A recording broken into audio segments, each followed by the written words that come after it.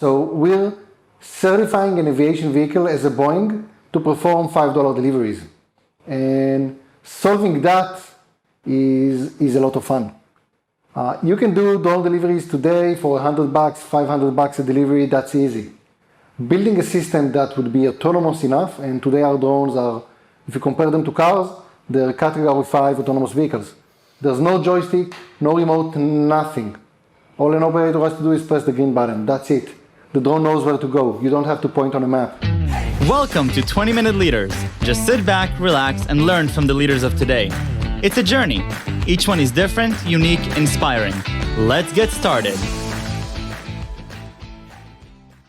This episode is powered by J Ventures, a community-driven VC fund in Silicon Valley, in partnership with Leumi Tech, sponsored by Hippo Insurance, Upwest Labs, Turing, Hillel at Stanford, Leap, and in media partnership with C-Tech. Welcome to another episode of 20-Minute Leaders. This one is going to be amazing. We're going to be talking about drone deliveries from somebody who sent a spaceship to the moon. Literally. Meet Yariv Bash, the co-founder and CEO of Flytrex and founder of SpaceIL. Yariv Bash is the CEO and co-founder of Flytrex, a drone technology company providing comprehensive autonomous drone delivery solutions that enable any business, from small businesses to e-commerce giants, to integrate instant autonomous drone delivery into their offering. Flytrex is an end-to-end drone logistics solution spearheading the drone revolution. Prior to Flytrex, Yariv was the founder and CEO of SpaceIL, a $100 million Israeli nonprofit organization that attempted to land Beresheet, the first private interplanetary robot mission on the moon. Yariv Bash, welcome to 20-Minute Leaders. Toda rabba, happy to be here. Thank you for having me here. Actually, you're here, but yeah. I am here. This is amazing. I am in the Flytrex aviation offices. What we don't see behind this door are a fleet of some of the coolest drones I've ever seen. And I'm so proud to be a tiny part of this journey. And this is just amazing what you're doing here. Before we talk about drones and how you're literally changing consumer behavior forever, you're a part of this huge movement, playing with some of the biggest players in the world, but obviously the best. I want to learn a little bit about you, the engineer in you.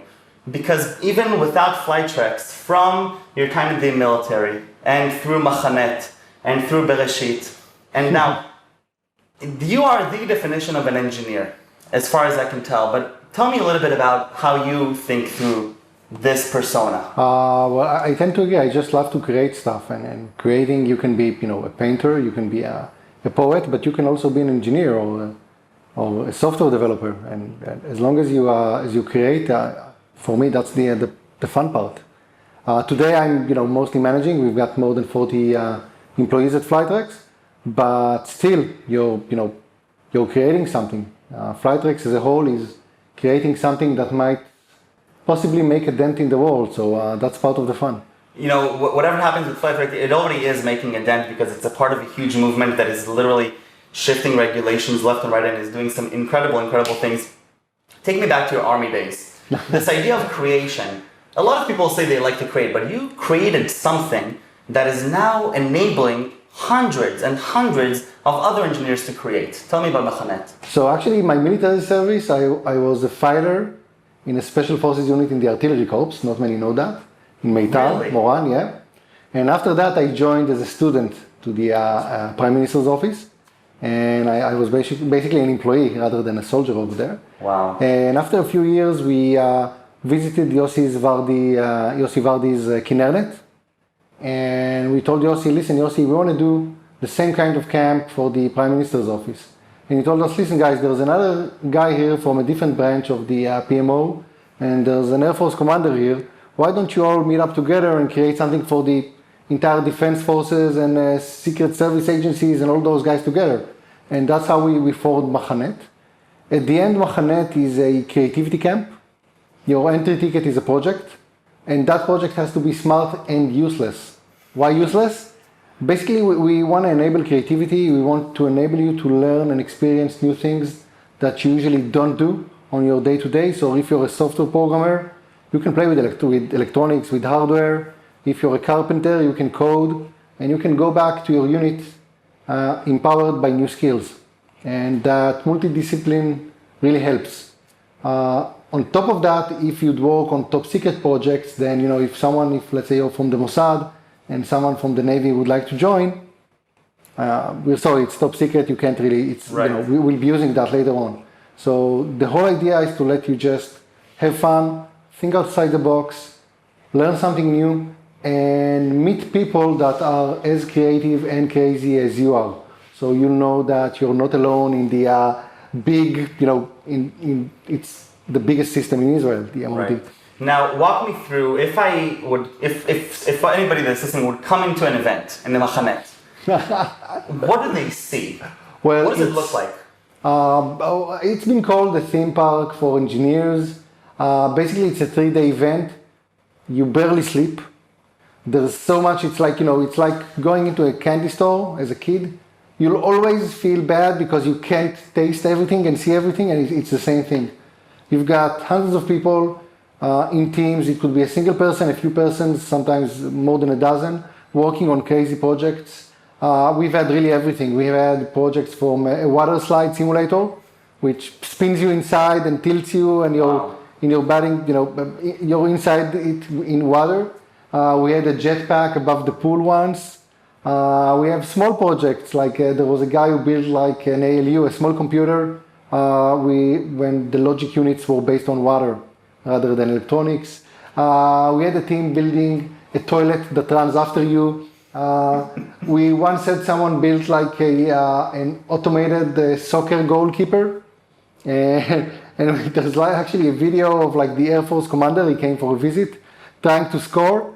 And after he left, we had a few reporters. In one of the years, the reporter asked him, "So how did he do?" And he said, "Oh, that guy, I think he's okay." He didn't even recognize it's the Air Force commander because everybody's, on civil clothing. There's no ranks, there's nothing. And the dissonance is that, this happens during the week. These defense units whose time is so valuable, they're taking their best soldiers, putting them in this camp, in this think camp. In the beginning, it was really hard, not just to get the budget from the different units, but also to get some days from their best people. And also to explain, this is not a trophy. Right. This is a creativity camp to empower your most creative ones. It's not a trophy camp for the best project. Right. And in the beginning, in the first few years, we got recommendations from others, and we handpicked, and we literally went to unit commanders asking for a specific person, and sometimes the unit commander would tell us, "That guy, he's a mess, it's chaos, why do you want him? I've got amazing other people that you can have," and no, we want that guy. So it was hard to fine-tune the camp at the beginning. And I just want to add one project to the list, a robot that flips pancakes. And I remember I spent days and nights with my friends in our robotics lab from high school. The energy we had, knowing that we're building something that is completely useless, nothing close to anything that could be even commercialized, but knowing that we're bringing to the event so that we can flip pancakes, and we have a great picture with I believe the head of the police at that moment, and it's just so surreal. And it is. It was incredible. Fast forward to Beresheet. We're still not at Flytrex. One of Israel's greatest accomplishments forever, I think, because it was. I remember, and beyond the commercials and empowerment, the sensation behind this. What was it? So for me, it was, again, a way of making an impact, both on the world when it comes to space exploration, and both on Israel with our educational program. SpaceIL is a not-for-profit educational organization, so it's a weird organization that sends a spaceship to the moon. Yeah, and 98% of the budget is dedicated to spacecraft, 2% is dedicated to the education, but the important thing that this is like, marketing. The butterfly effect.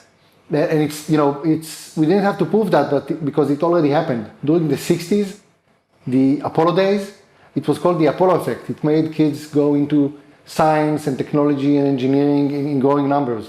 So we knew we can do that. And back then it was a side effect. For us, it was one of our main goals. So it's already impacting kids. And as we're, gathering up and raising everything we need for the next one, it's going to be even crazier. And it's if we crashed with one this time, we're building 3. Wow. So there's going to be an orbiter. Oh my and God. it will release 2 landers. Oh my God. And that's another one of the first things that, first.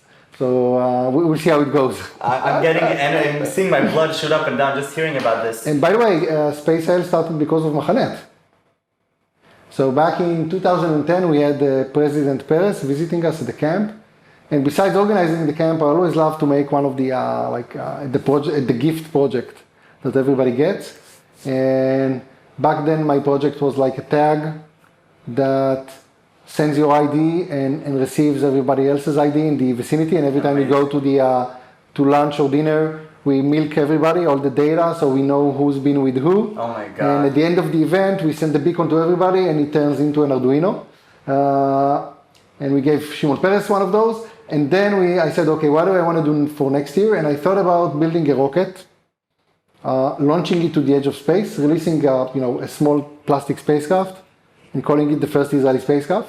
Oh my God. And I went to a friend's house, and he told me, you're not thinking big enough. What about, the X Prize? And I told him, Ilan, what are you talking? The entire cost of the camp is like a few hundreds of thousands of shekels, maybe, I don't know, 100K in dollars.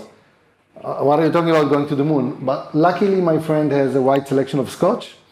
And as I stroll the streets of Tel Aviv back home, he lives nearby, I said, okay, if I'd open the Israeli team at a competition, how should I name it? And that night I registered the SpaceIL.com domain name. Oh my God. And posted on Facebook who wants to go to the moon. So that's how we got started. What is it like working years for a moment in the end? At the end it's a moment, but it's much more than that. What does it do to you as an engineer, but also as an entrepreneur, as a leader? So I have to say, I didn't cry when the spacecraft crashed. For me, it was an amazing journey. If you want to compare it to something, then it was going to the Olympics for the first time and getting a silver medal. Wow. So for me, it was a huge accomplishment with everything that we've achieved and showing the world that you can do a deep space mission as a private organization and for a lot less. So for us, we've achieved a lot, and the journey was, I wouldn't want to spend my days any other way. So the journey was amazing. And when we got started, Moti Sherf, the Sherf PR agency, they've been working for us pro bono for many years. And Moti is actually one of his expertise is managing crisis. So when we started, we asked him, Moti, what happens if we crash on the moon? And he said, that's going to be amazing. And what are you talking about? He said, all of Israel will be holding their hands for you while you're building another one. It's going to be an amazing, dramatic story. So we'll see. I'm getting anxious just thinking about the amazing journey that you're on, and I'm so jealous, honestly. Having the opportunity to work on the things that you've worked on, and we haven't even reached where we are today. It's every engineer's dream. It's every problem solver's dream. Listen, to do what you're doing. if you can find someone to pay you for your hobby, it becomes a job. That really is it. Now we're here, Flytrex offices. You decide that it's not enough to just do Mahanet and just reach the moon, but you're actually going to change the world in a really meaningful way. And it has a lot of implications beyond just food delivery. It's the whole way of opening up. If right now we're thinking in 2 dimensions in the world, you're really opening us up to 3 dimensions. That's how I'm thinking of it. Flytrex. So Flytrex is all about delivering a dinner or an iPhone to a family in the US suburbs. That's what we do. We're talking about high volumes, lots of deliveries, short ranges, just a few miles or a few kilometers, and low margins. I have to perform deliveries for $5. And it's a very interesting engineering point because you can't use a consumer drone off the shelf and just fly it. It's drones, we have to make that clear. We have to be certified by the FAA and receive a commercial type certification. It's the same kind of certification that Boeing or Airbus goes through. It's a very lengthy process that takes 3 to 5 years. At the end, we're certified as a Boeing. We have to produce them as if we're a small Boeing. Our operators are not going to be private people. They're going to be aviation companies operating these vehicles because they have to stand by the operations and maintenance, etc. So we're certifying an aviation vehicle as a Boeing to perform $5 deliveries. And solving that is a lot of fun. You can do drone deliveries today for $100, $500 a delivery, that's easy. Building a system that would be autonomous enough, and today our drones are, if you compare them to cars, they're category 5 autonomous vehicles. There's no joystick, no remote, nothing. All an operator has to do is press the green button. That's it. The drone knows where to go. You don't have to point on a map. Nothing. In the recent Business Insider article, the famous quote: "If you have a driver's license, you're overqualified to operate a drone." See, if you think about it, if you're driving a 1-ton car, driving 50 miles per hour on the road with other people around you, if you sneeze at the wrong time or your attention is diverted, you can find yourself in a car accident. Our drones, they're just robots. They continue doing what they're doing. They've got multiple level of redundancies and another independent system for firing a parachute if lightning strikes. And they're not gonna get tired. They're not gonna text their girlfriend. They're not gonna be, drinking and driving. They just perform over and over again in the same manner as designed. And we've even got preventive maintenance. So even, the minute our cloud system identifies a problem with one of the drones, before it happens, before it becomes a malfunction, we can just recall the drones back home and perform maintenance. I just have to set the context here because I'm looking at this as an outsider and you're living it day by day. When we're sitting here, what we have behind the camera here is a book. If I can say 600 pages, actually. It's unbelievable. 600 pages of a manual to explain how this drone is operating. No, that's just the maintenance manual. If you go to the other room, there's the documentation is this high.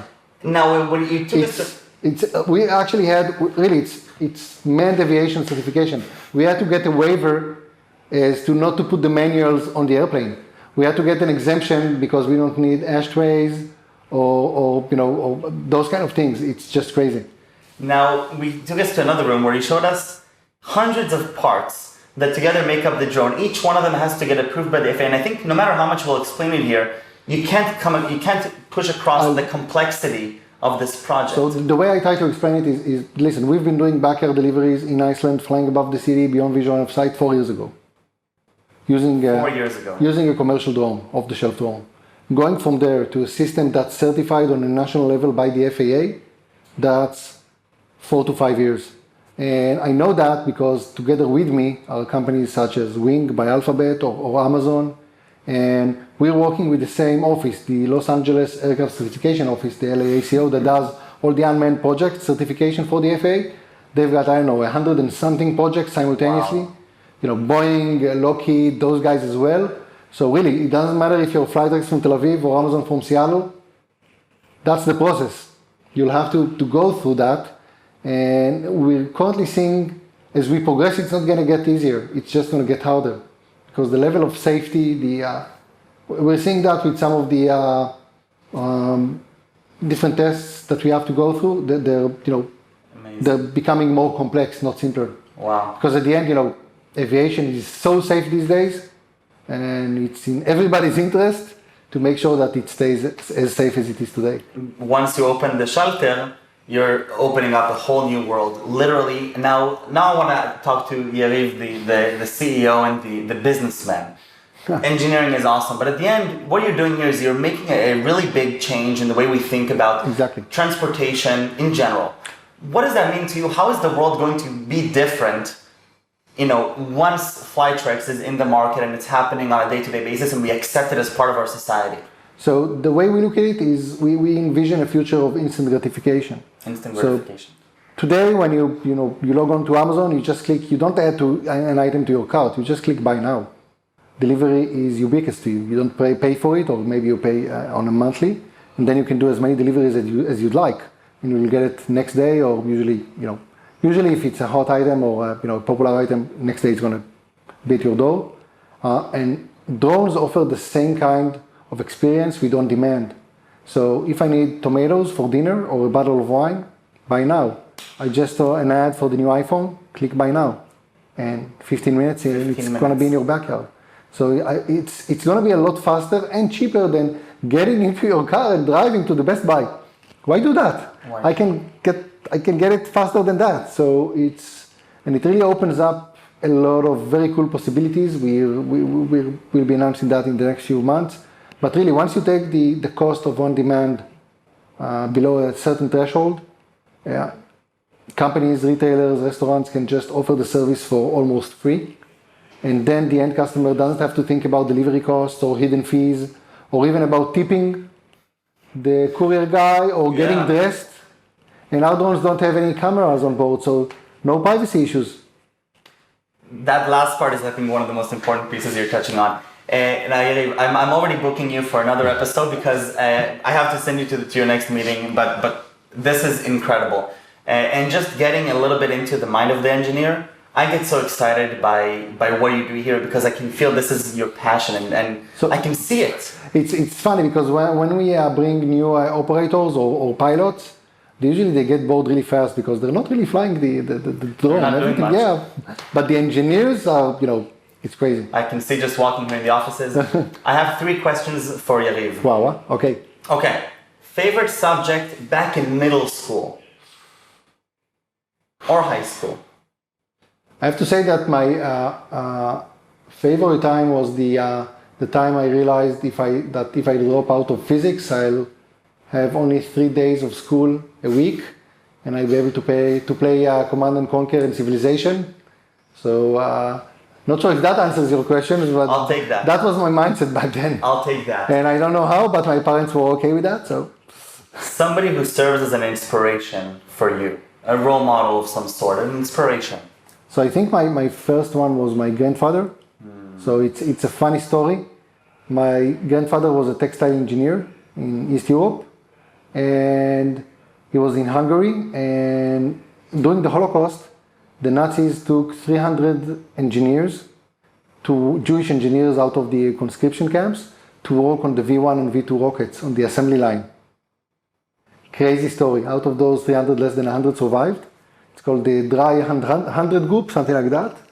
And my grandfather, back in the 80s, he actually worked for Volkswagen, as a conscription employee, but as a forced labor. But he went there and they gave them a visit and everything. So he made peace with Germany and everything. And as a kid, every time he came back from Europe or for a trip, he always bought me like a kit, a DIY kit, wow, a radio, a motor where you have to, really, roll all the coils and everything and doing everything on your own. So that was my, my insight into engineering. Unbelievable. And really, 3 words you would use to describe yourself. Can I start with engineer? Engineer, creator, and good question, what's the third one? Maybe around enthusiasm? And I would also add visionary, because what you're doing here is, from this Tel Aviv office, you're literally going to impact the world in ways that I think that the butterfly effect is going to be too tremendous. Yariv, toda raba. This was amazing. Toda.